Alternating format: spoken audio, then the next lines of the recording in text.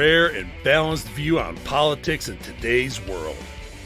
Based on facts, born of rationality, common sense, and logic, providing context on today's events. This is American Perspective with Rick Thomas. Hello, everyone, and welcome to American Perspective. I am your host, Rick. Oh, goodness. How is everybody? This is a Tuesday. Whew. Wow, it's a Tuesday. Let's just put it that way. It's a Tuesday. You know, the left has unexplainably tried to blame the crash of a CRJ 900 Delta flight in Toronto on the FAA. Not quite sure how that worked out. I got something on that. Plus, some more, a little bit more of CNN coming to the realization that the American people actually like Trump. And also, too, there was a study that came out talking about homeschooling and its positive effects on the recipients of it. So we're going to cover and discuss some of that tonight as well. I have not seen the birthday girl in the chat yet. I'm hoping that she shows up because obviously I have a song to sing at the end of the show for her. But hey, she bookends the show. She actually bookends the show. So tonight is Bam's birthday, Bam over on Rumble. And she is going to lead us in the Pledge of Allegiance. So if you are of mind, please stand, remove your hat. There she is. There's the birthday girl herself. She just showed up. All right. So if you are of mind, please stand, remove your hats if you're wearing one like me. And follow along with the birthday girl, Bam, in the recitation of the Pledge of Allegiance. I pledge allegiance to the flag of the United States of America and to the republic for which it stands, one nation, under God, indivisible, with liberty and justice for all. Well, that is a fantastic rendition by the birthday girl, Bam. It's all about Bam. Anyway, if you would like to hear your rendition played here on the program, all you need to do is send it in to me.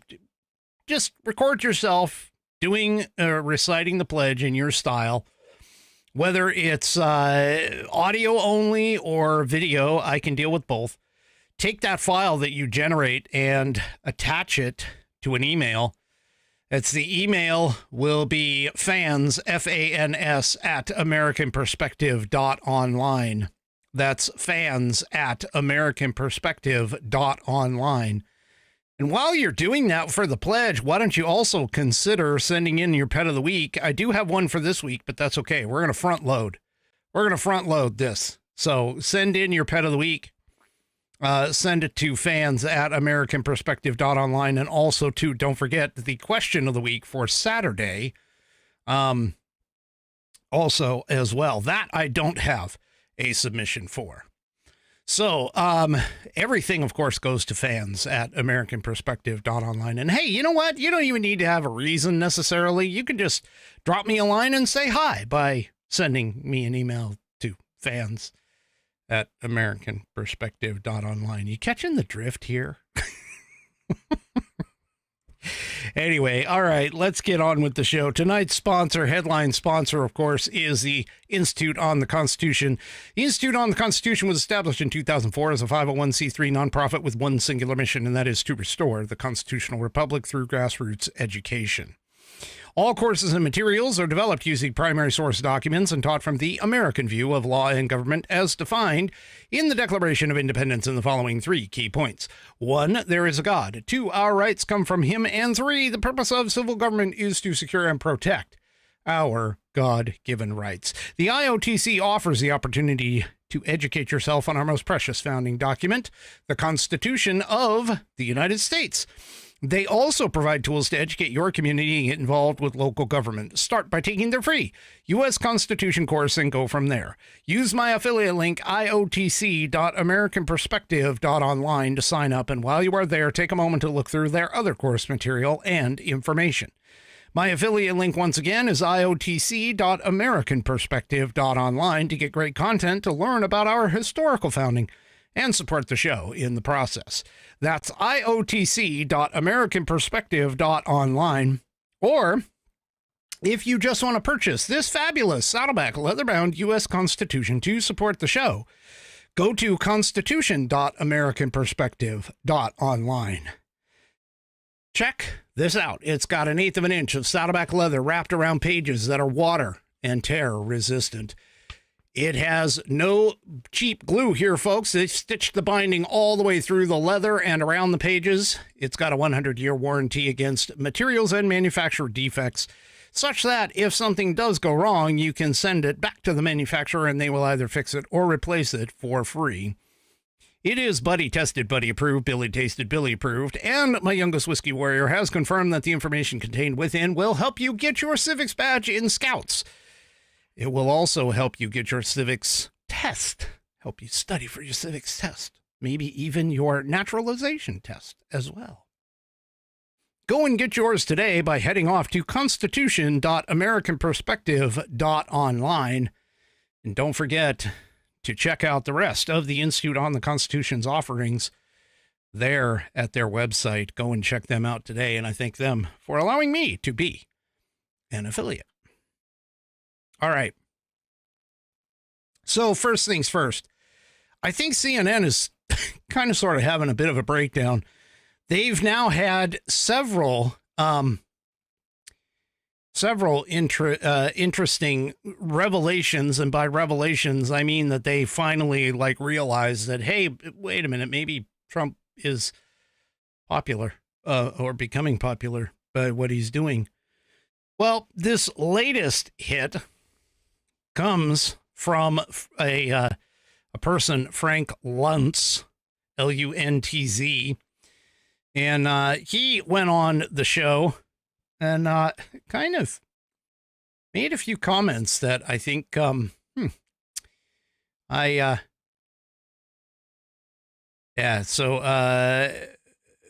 anyway,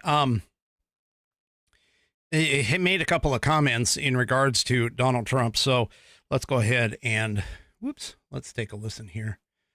All right, I got distracted there for a second reading on some of our comments that were running along. Anyway, let's go and take a listen to what Frank Luntz has to say. We wanted to have you on because you do a lot of focus groups. You really get behind the numbers, the poll numbers, to the sentiments of voters. And it's so interesting. You've been speaking with a number of voters who were Hillary Clinton 2016, Joe Biden 2020, and then went for Trump in 2024. How are these folks seeing the early days of Trump's second term? Pretty well. Really? And they're reacting to it because they love the pace of change. They were very fed up over the last 4 years. They wanted action. They wanted results. They looked at prices. They looked at affordability, looked at immigration, and they didn't see anything happening. They still don't like what he says, but they like what he does. And these are Democrats now who felt that they were not securing the border. They were doing nothing to prevent illegal immigration, that nothing was actually happening. They wanted to see a reduction in wasteful Washington spending, and they're seeing that. So what they tell me is, I wish you'd be a little bit less rude. But at the same time, they like what he's doing. They believe he's serious about it. And for the first time, they have confidence in the future, which is why you now see some significant shifts in the polling about the expectations for the direction in the coming years. It's a big wake-up call for Democrats. I'm waiting for them to get a message. I'm waiting for them to unify and to understand that to oppose and to be the resistance, which is what some of them use that phrase, that's not what Democrats in grassroots areas want from them. They may not want the approach that Trump is doing, President Trump. By the way, I now know to say President Trump. but they do want action, and they don't see action from the Democrats. So he made a couple of comments there that are pretty telling that maybe they're starting to wake up. I mean, they're still going to be morons, but the point that he's making here, though, is that the people, okay, whether they're Democrat or Republican, doesn't really matter at this point. The people, the American people, they are wanting what is going on here. They want what Trump is doing. And that's what I was telling you last night in terms of the show about that 80-20 rule. Trump is taking those 80% kitchen table, appealing to all Americans issues and has coalesced them into a platform. And he's done quite well with it. Considering the fact that his polling numbers are better than they've ever been during his first term. And he's polling well with people who are watching what he is doing and what is going on, with what he has been doing in his first, month in office. So again, if he can keep this going, I think it's going to be kind of interesting to watch over the course of his time. And it's not just Luntz. Harry Enton has got some points too. Let's go ahead and take a quick listen to him. And holy smokes, I mean, look at what the difference is between now versus 8 years ago during the first Trump term, right? This is Trump's net approval rating on February 10th. You go back to 2017, Trump was already underwater at -5 points on the net approval rating. That's approval minus disapproval. What a difference 8 years makes. He's on the positive side of the ledger at +4 points. And again, it's not just the CBS News poll. We're talking about the Gallup poll. We're talking about the Ipsos poll. We are talking about the Pew poll. All of these respective pollsters have Trump in a better position now than they did 8 years ago. The bottom line is Americans are far more likely to say they like what they're seeing now versus what they felt during Trump's first term. Okay, so how rare is this? Are you going to show us sort of? So I'm not going to play the entire clip because it's about 3 minutes long, but still, you're starting to see that people are waking up to the idea that you don't necessarily have to like Trump. You don't have to like what he tweets or truths. You don't have to like his mannerisms on television or when he goes in front of the places, in terms of in front of the world. He's making things happen that people like.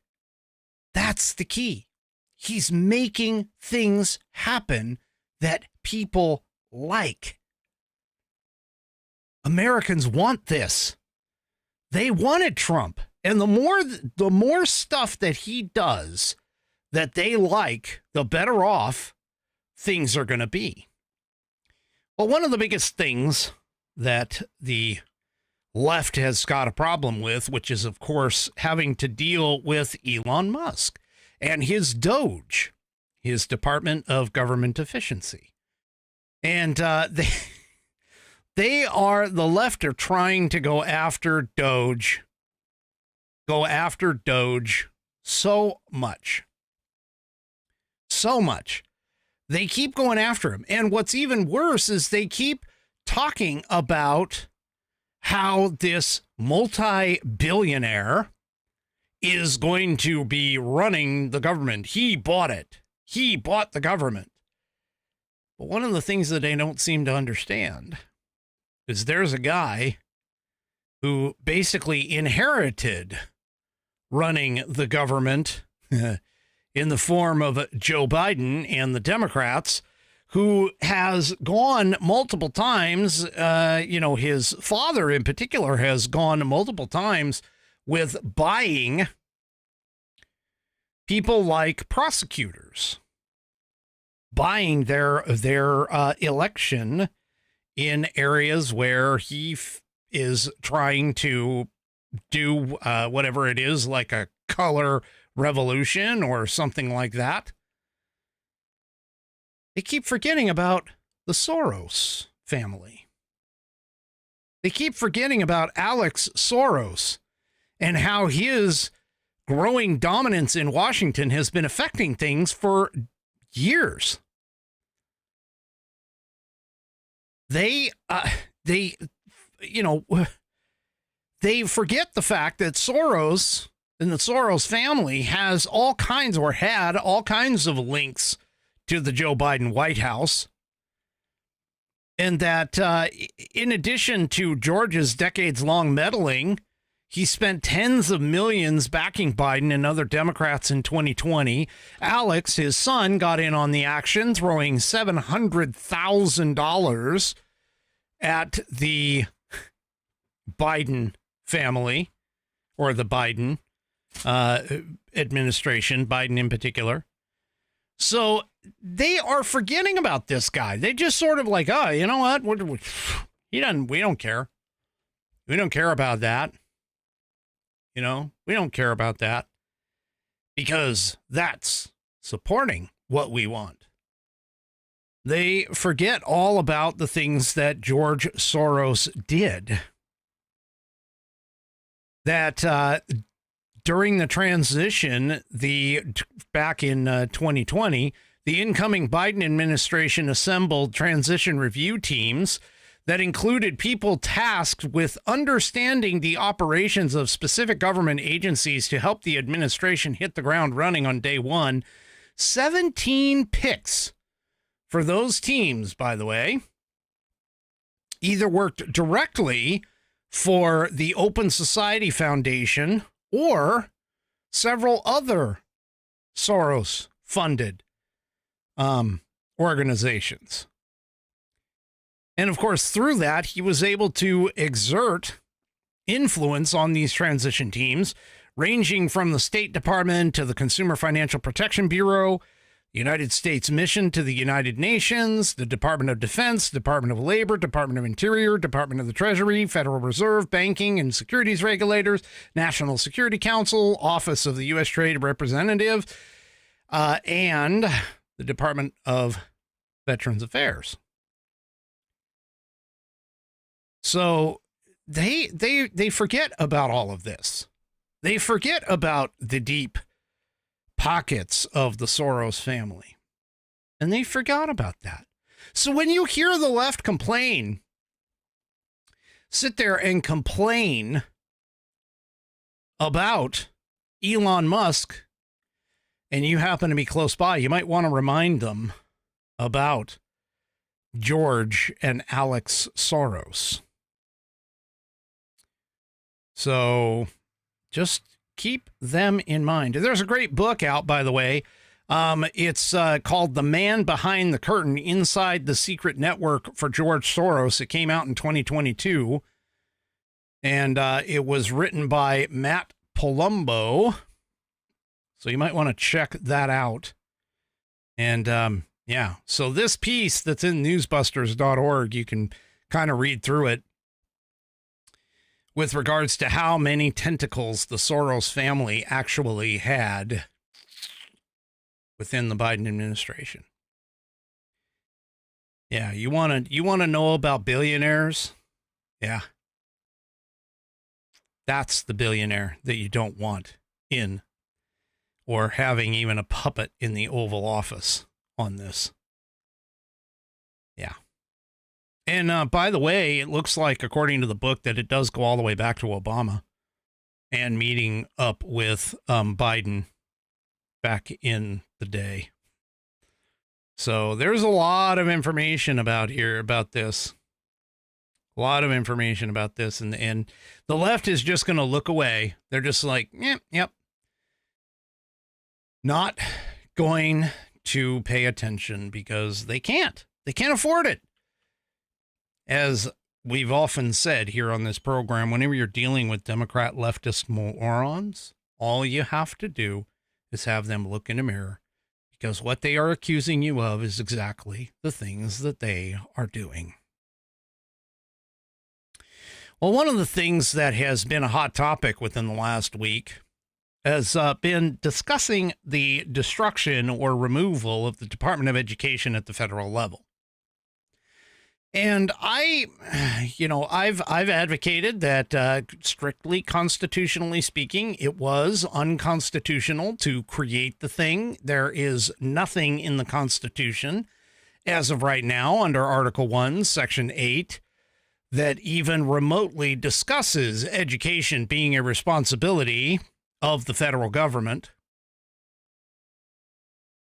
And the thing about it is that people don't seem to understand is that this country, prior to the Carter administration actually creating it, this country was doing quite fine without it. Quite fine. And one of the problems that, of course, the Department of Education has is its pushing of things like critical race theory, Ibram X. Kendi's books. I've talked to you about that. Ibram X. Kendi in particular, his books regarding racism and anti-racism and all this other stuff.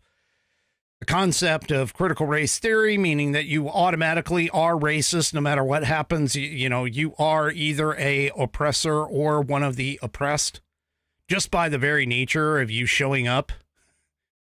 And we talked yesterday about how the Department of Education was, we talked for a few minutes about how the Department of Education was funding studies that basically presented to people who were looking for racism that babies are inherently racist. I'm not quite sure. I'd have to check out the methodology, but that's the way they presented it. And, of course, the left attacks anyone, when speaking about education, who advocates for things like school vouchers or anything that might allow people to get away from the public indoctrination system that is known as the public education system because of things like what we found out in terms of Baltimore and Chicago and a few other places that have failed to get their students to pass grade level examinations in math and English, in particular, science, others, the basics. And of course, the left also attacks the idea of homeschooling. Because homeschooling to them is a reiteration of the family unit, mom and dad and child, which is exactly what the left does not want. The left wants you to believe that you yourself cannot, in any way, shape, or form, be able to have the ability to teach your children anything, that the state is supposed to do that, that the state is the one that, they know the best because they have all of the experts. They have all of the tools to encourage learning. They know how to instruct your children in the best ways possible. And yet, as I just noted, several large school districts in this country are failing to meet grade level standards. Well, there's a new study out. And unlike other studies that might come from, government organizations that are attempting to destroy the idea of homeschooling in this country, this one actually presents a positive outcome for those who are and have been homeschooled. So the Cardis Education Survey was conducted in the United States in 2011, 2014, 2018, and again this last 2023. It examines a range of outcomes for a nationally representative sample of adults aged 24 to 39. Now, the report that I tied together, okay, or put in the show notes, you guys really ought to read it, okay? And it didn't. This particular study wasn't focused on things like the fact that homeschoolers tend to score higher on skills aptitude tests, that homeschoolers tend to score better on standardized testing, that homeschoolers tend to outperform their public schools in most areas, not saying all. But what this one in particular is taking a look at things that are outside of just homeschooling. For an example, things like their economic status, the mental health, their civic and spiritual and family formation outcomes. For all of these things that, these particular groups, in comparison to people who have gone through the public school system. And I found it a little fascinating because, of course, the stigma is that if you homeschool your kid is not going to come out socially adapted. Okay? That homeschoolers tend to be more reserved, more socially inept, and things of that nature. That many homeschoolers don't take advantages of things like going and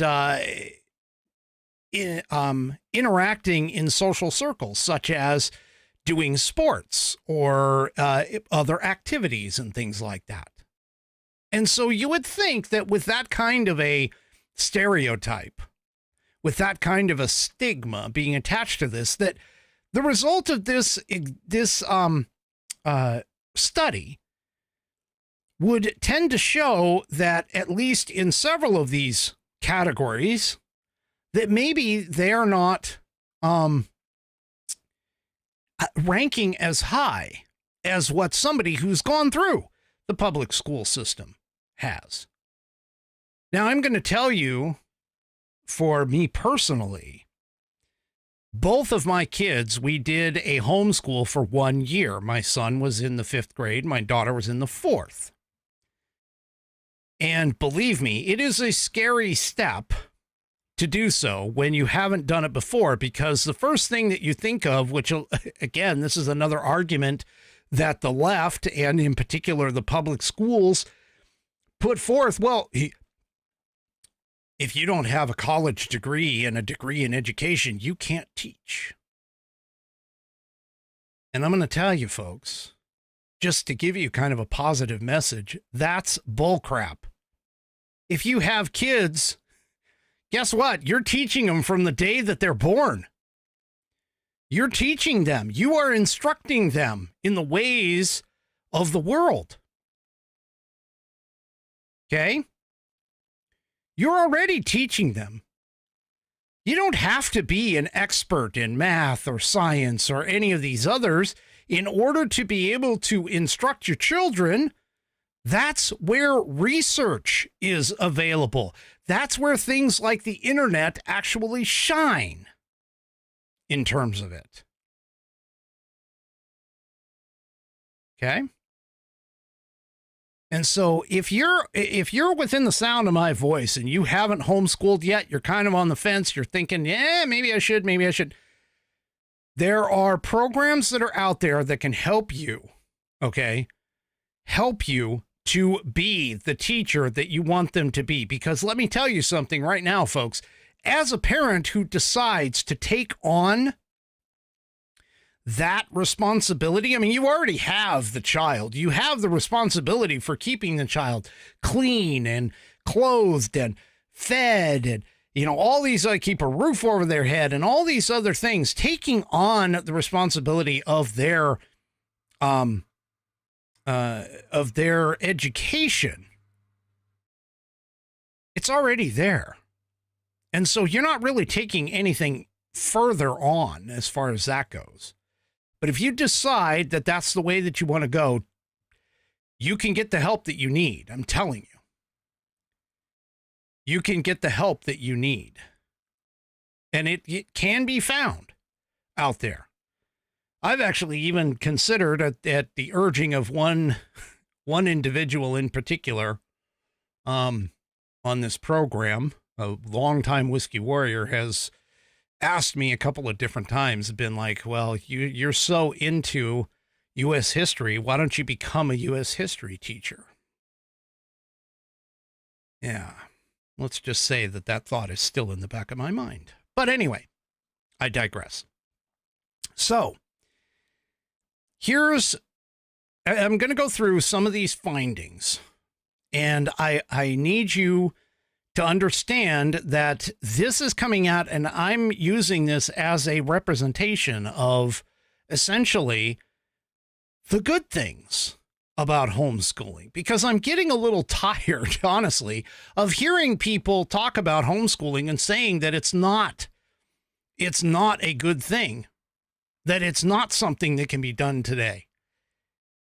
It absolutely can. So in this study, okay,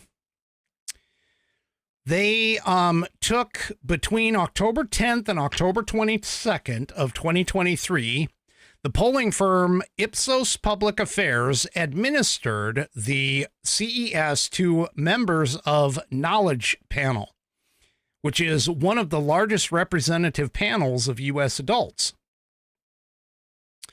The sample comprised of over 2,350 adults aged 24 to 39 who completed at least high school.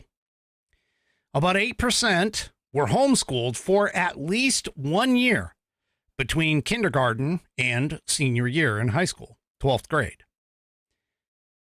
These 181 respondents were grouped into three approximately equally sized groups. One was short-term homeschoolers who went to school or basically were homeschooled for 1 or 2 years, medium-term homeschoolers who were homeschooled from 3 to 7 years, and of course the long-term homeschoolers, which were homeschooled for more than 7 years. Now, in this group, okay,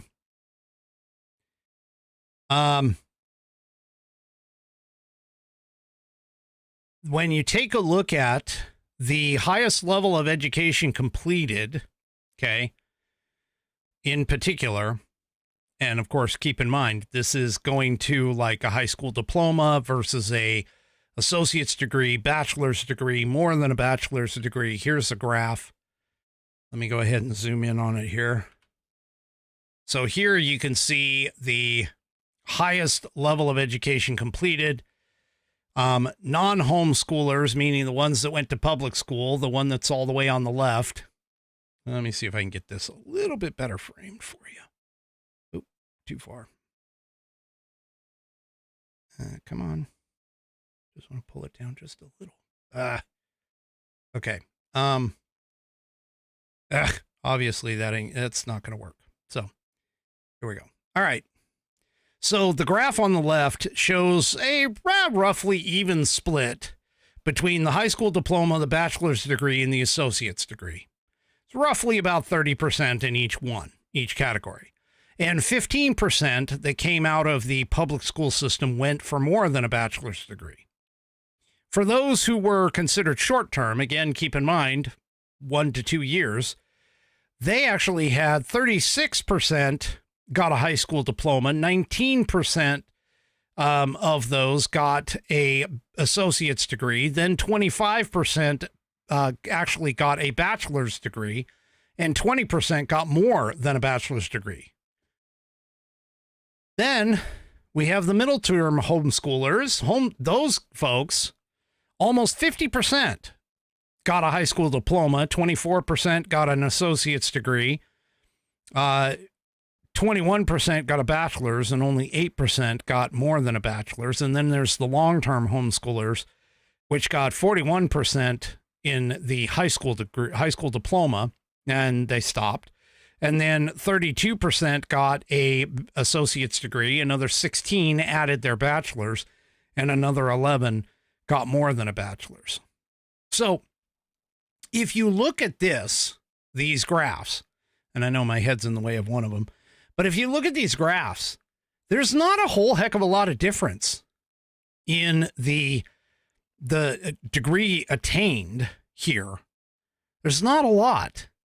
There's some depending upon the category and so on and so forth, but there's not a lot of difference. There's not a major amount of difference. And if you look at like the short-term homeschoolers, 20% of them, which was the highest percentile out of these groups, they went for more than a bachelor's degree, meaning a master's or a doctorate degree. So apparently, based on that graph, homeschooling doesn't necessarily affect their ability to essentially attain higher education. So this next graph shows their household income above median. Now, I'm going to tell you right now, this graph looks deceiving. Okay. But I'll explain why I'm showing it to you here in just a moment. So here it shows that those that have gone to public school are just slightly above 50%, where their household income is above the median income. Short-term homeschoolers, 41%, medium-term, 33%, long-term, 35%. So you would think, looking at this, you would think, oh, well, my son or daughter or whatever is better off going to public school if they want to have a higher household income. Now, keep in mind, the median income in 2023 was about $80,000, just a little over $80,000. Okay. But there is a difference. And not everything is about money. Not everything is about money. And here is where you start to see differences in the homeschoolers. So in this graph, the yellow bars represent the question, or the answer to the question, how important is this value to you personally, money or hard work? And if you take a look at the yellow bar, which is the money, you can see, and the blue bar being the hard work, you can actually see that in the public schoolers, as well as the short-term homeschoolers, there's not much of a differential between the two. Meaning that, for an example, for the public school sector, 34% believe that money is most important, 42% believe that hard work is most important. Whereas you go to like the long-term homeschoolers, 19% value money more so than the 54%, which value hard work. Same thing with the middle term homeschoolers. That one's 28% value money, 55% value hard work. So there is a difference, however disparaging you want to call it. There is a difference between how values, meaning values, personal values, are affected by homeschooling versus the values of materialistic values, is what I'm looking for. Now, we're moving into more of a mental health kind of scenario. A lot of people think that, homeschoolers are often loners and they don't have as well of a tool set in terms of being able to deal with the problems of daily life. Well, here's a chart. And if you look, the first three, which are the public schoolers, then the short-term homeschoolers, and the medium-term homeschoolers, they all answered the question of, I often feel helpless in dealing with the problems of life. 34% of them said yes to that. Whereas those who were long-term homeschoolers, they were lower at 20%. That's sort of interesting. Now, keep in mind, this is strongly agree, slightly agree, or agree are the three categories that any of those categories, they all got kind of lumped together. Okay. So the question has to be asked, well, wait a minute. Okay. There obviously is some benefit in terms of dealing with the problems of life with things like that. And so the question comes, well, what about their mental state? Because again, okay, their mental state in terms of, how happy they are or how thankful they are. You would think that homeschoolers, they may not have, because they're not as socialized, I should say. Really? Well, here's the question. I have so much in life to be thankful for. These adults, all of them, they all scored pretty high. They're all about the same. They're within about 9 to about 10% of one another. So homeschooling, with the stigmas that are being involved with this, okay, is really questionable when it turns to the idea that homeschoolers are lacking in some way socially. Apparently, when they're adults, after they move out into being adults, they're not as negative as what everybody thinks. Here, the question was, when I think about the future, I am positive. Once again, the homeschoolers are kind of hanging in there with the public schoolers. The first three from left to right, the non-homeschoolers, short-term homeschoolers, medium-term homeschoolers are all about the same. The long-term homeschoolers, though, show that 94% of them say that when they think about the future, they are positive. Okay. So I guess homeschooling has a positive effect on your mental health. Well, here's another one. Here's depression and anxiety score. So this one here is the score is from 0 to 3. Non-homeschoolers got a score of 2.06. The short-term homeschoolers got a score of 2.20, 0.14 difference. The medium-term homeschoolers scored lower at 1.89, and the long-term homeschoolers scored a 1.67.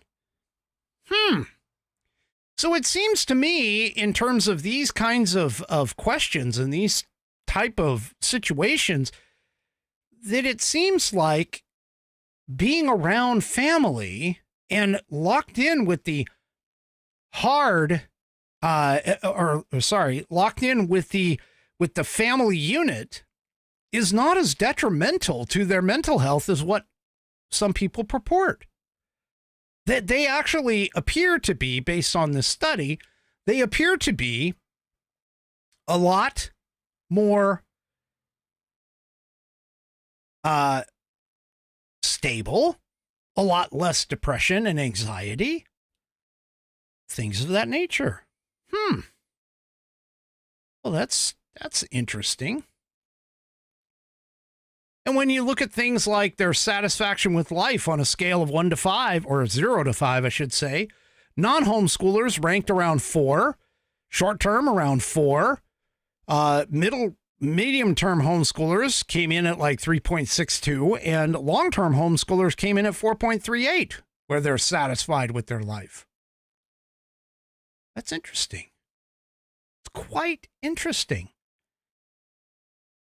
Close social relationships scores, again, pointing again to the point that, homeschoolers, they're not socially connected. Well, close social relationship scores, non-homeschoolers, 4.2. This is a scale of 0 to 5.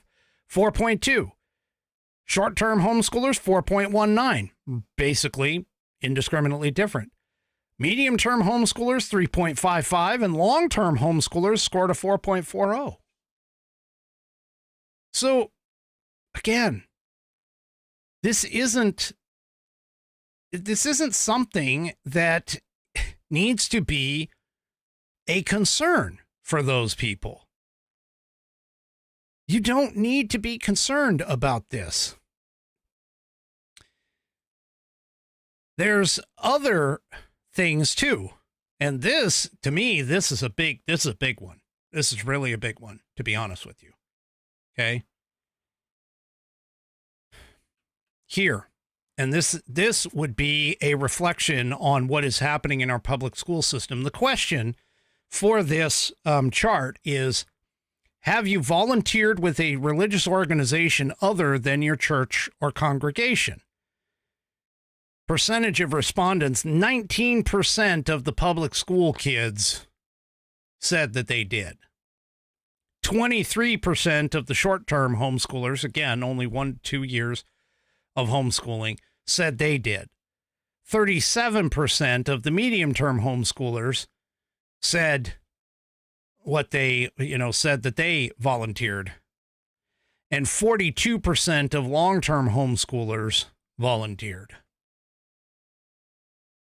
That's kind of an indication that maybe homeschooling is actually better for society and social aspects. Right?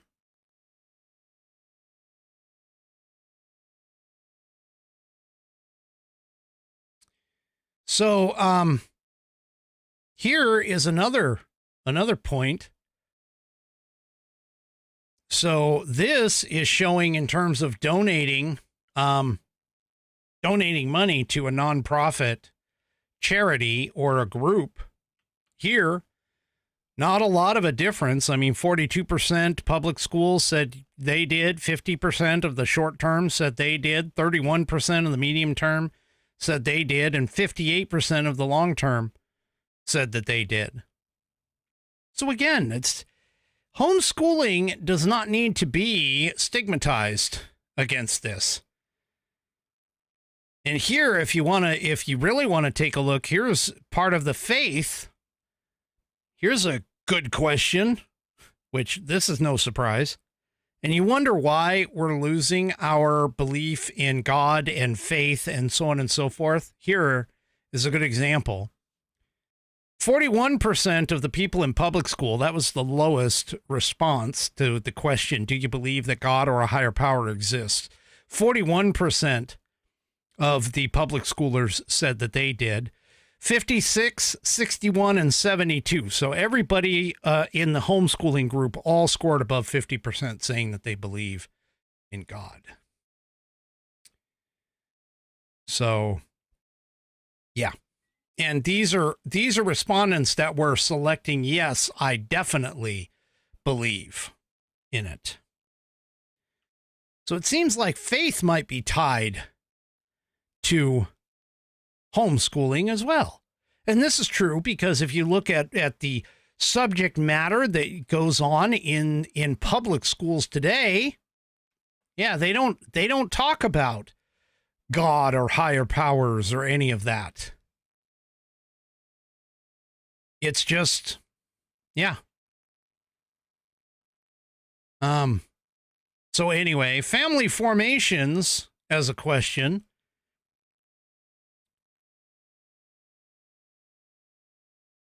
So, if you want to take a look at I highly recommend, I've got the link in the show notes. Go and take a look, because I got a few other things to get to, but go and take a look. They've got all kinds of little graphs here to take a look at. And, as you can see, homeschoolers have a lot more value on things like the family unit, things like, faith, God, hard work, more intrinsic values rather than the materialistic types of values that are out there. So depending upon where you want your kids, I mean, not guaranteeing that you're going to end up in either one of those places, guaranteed. But if you take a look at things like homeschooling, there's a lot of benefits to homeschooling, not just the quality of education. There's a lot more to it than that. All right. So let me take a quick second. All right. So we had a CRJ jet, Delta Airlines jet, crashed in Toronto. And, well, I just got to say, there were several people, including a lot of our senators that were out here. Okay. And I'm only saying that because I saw a few senators. They were all saying that, oh, this crash was because of the FAA. One of them, Senator Chuckles Schumer, even tried to backtrack and yet get a sharp edge in at the same time by saying, well, we know it landed in Toronto, but it was really the FAA that should have evaluated this, so on and so forth. Well, here's the thing, okay? Based on the video that we have, or one of the videos, and keep in mind, first of all, I'm going to show this to you. It is a bit of a violent crash, but you need to understand that everybody walked away. Okay, there were 18 people total that I'm aware of that were injured. 3 were critically, but everybody is alive. Okay, so that's the first thing. But here's the thing. And you just got to watch this. This is about 30 seconds. And there was a lot of speculation in terms of what this thing was, how this thing crashed. Here you go. You can see the plane coming down. And it hit hard. Oh, fuck. Oh, sorry about the language. But the landing gear, the back landing gear, the rear landing gear completely collapsed after bouncing. This, airplane just crashed into. Okay. And when it rolled over and it ripped the wing off. Oh my God. Okay. It ripped the wing off and rolled over on the airstrip. And it also took the tail off. Okay. And that's, I'm describing it basically for the audio listeners of the program. But here's the thing. There was a lot of speculation in terms of whether or not there was a really bad crosswind at the time, whether weather played into it, whether wind shear was an effect of it, and so on and so forth. But after taking a look at this video, okay, and keep in mind, I'm just speculating here. I'm not a pilot. I've never flown a plane outside of being a passenger within one. But it appears to me like that plane was coming in a little hot, meaning that it was moving a little fast for what it should be. You also know, too, you'll also notice, too, that the nose didn't come up like they normally do to try and do sort of an air brake and slow down a little bit farther than what they were. Now, there's an analysis that was done here in the Daily Wire that you can see, and this is a retired airline captain actually breaks this down. And he basically answers the question, Do I think that it was a wind shear or whatever? Yeah, everyone on the plane survived. 21 people required medical attention. 2 people remain hospitalized as of today. That's the update. Now, Canadian authorities talked about during a press conference today. Canadian authorities discussed the major snowfall the area has experienced.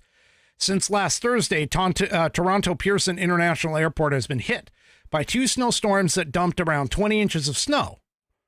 The video of the landing, of course, showed snow drifting across the runway. Now, crosswinds at the time were between 29 and 38 miles per hour. However, the Toronto Pearson fire chief said that the runway itself was dry and that there were no crosswind conditions when the plane landed at about 2:15 p.m., according to the Associated Press. So, when he was asked about the condition of the runway and the crosswind possibly causing the crash, fire chief said he didn't want to speculate and directed any questions about the cause of the crash to the Transportation Safety Board of Canada. So, a retired Delta captain who was asked to remain anonymous, told the Daily Wire that the crosswind, based on what I just told you, was not strong enough to be a major factor. He said, keep in mind, 40 mile per hour winds doesn't mean the wind was a direct crosswind or a direct headwind. Most likely, from what I gathered yesterday, the wind was approximately 40 degrees from the center. So the crosswind component was around 20 knots and the headwind was around 23. He also said that I do not believe that weather was a factor. Any pilot should be able to handle that. It's no big deal.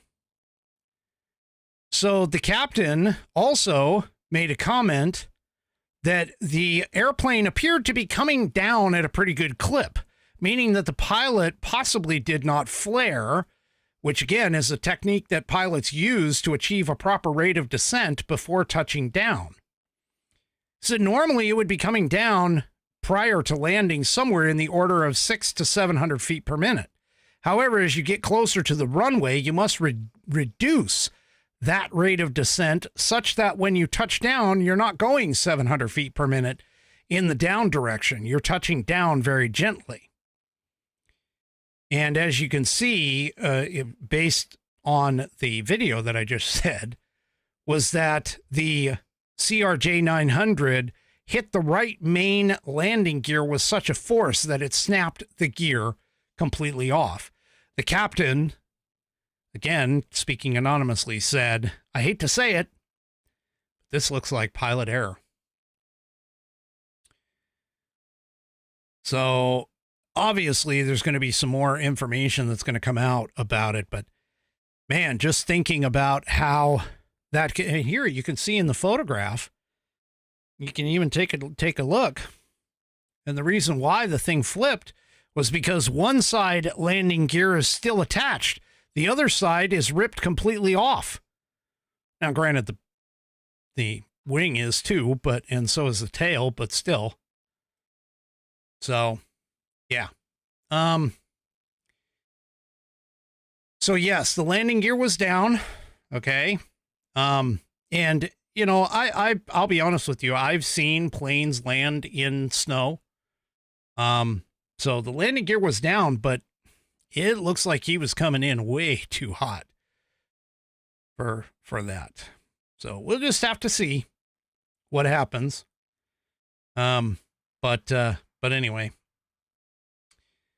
All right, folks, that is it for me for this evening. Do me a favor, if you like what I'm doing and haven't done so already, head on over to rumble.com, get yourself an account. It is free. And once you have signed up and signed in, make sure you search up the American Perspective channel and hit that green follow button to get notified every time I go live.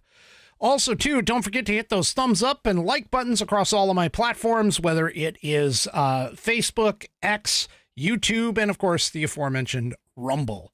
I got to count them off on my fingers. That's why I do that every night. we will see you tomorrow night for Whiskey Wednesday right here on American Perspective, 5 p.m. Pacific, 8 p.m. Eastern Time. And, yeah, we will see you there. Have a great rest of your evening, and good night, everybody.